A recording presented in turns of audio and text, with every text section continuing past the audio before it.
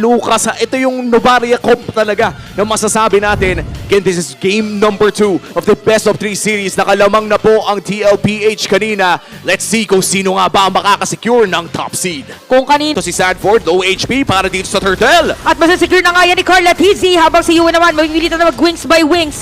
Gumamit na nga din ng Earth Shatter. AJ! Pero lang, first blood, Renegade makukuha nila. Tutuloy pa rin ng TLPH. Si Sanford nagamit na kanya. Wow! So buhay pa rin. 2 players down. Nakasba pa rin dito si Renegade. Tatawagin na ba niya dito ang Ayun kanyang na. mga kakampi at bigla na nga dumating. Si Sanford kakayanin ba na kunat niya? Ah! Pero naka-flicker out pa nga si Edward. Ginamit na yung Feather Airstrike. Cartizzi halos mo na buhay. Wow! At makakatakas pa. Sanford! Edward and the rest of the players of Aurora. Oh! Nakakakuha yata ng kill pero napakakulat. Oh my goodness! Pumasok Pumasok pa! Dumating na bigla, nag-AOG dun sa may likod. At napakahaba ng teamfight natin ngayon si Yue. Tumatakbo.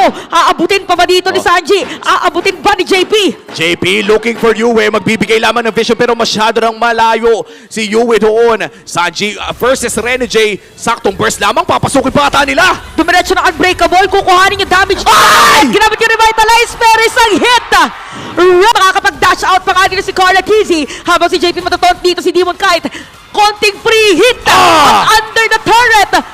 Unti-unti na lang nakukuha pabalik Oh. yung Beto sa may middle lane. Sumakto na huli nila dito si Demon Kite. Habang si Yue naman makukuha si Sanford. So nagka pa rin dito ang Aurora, pipigilan ni Cartizzi and even JP. Merong Feather Airstrike para kay Yue. Habang si Renegade makapag-flicker out, pero nalaging natin yung retry. Nakuha ni Cartizzi at si Renegade nakuha na rin. Demon Kite! Dito naman!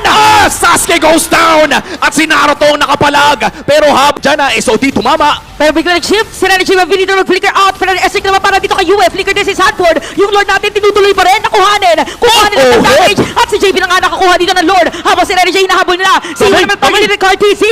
Ohem na dito na rin. Yung Baby Cakes duo. Hinahabol na Aray si ko po. Yue. Kaya naman monster kill na. Pero si Doming Kite. Shortcut na pwede lumabas kay Renegade. Grabe yung wow! Astral Echo sa may direksyon mo ng AOG para kay Daddy JP. Kaya naman si Yue biglang mawawala. Pero nandito na si Demon Kite, nahanap niya si Sanji. Sanji Kite! Look at Demon Kite. Pero hahabulin pa rin dito ng TLPH. Ngarp! Sanford with the secured kill. So 2 players down. Sa side dito ng Aurora, meron pa silang minion wave na bit-bit. Makakadepensa pa naman. Nandiyan pa si Doming Kite, tatama ang Spear of Destruction. Pero mukhang kakalmaan muna. Oheb, Summon Force is available. Pero mukhang si Edward muna ang kanilang uunahin. Hindi na ata makakapag-Primal Wrath pa. Dalawa na lang ang natitira. Si Doming Kite na lang! Parang pipilitin na nga yata nila. Pilipin nila for a T5 pero meron na naman sagot na very strike. Lalaban pa rin mga players dito ng Aurora. Meron ka dalawang mingan pero look at Sanford with a Dark Wave. At pinipilit na nga talaga nila. Si Yue napatay na. And it's gonna be a wipe out and a win. What a sweep para dito sa TLPH. Top seeds!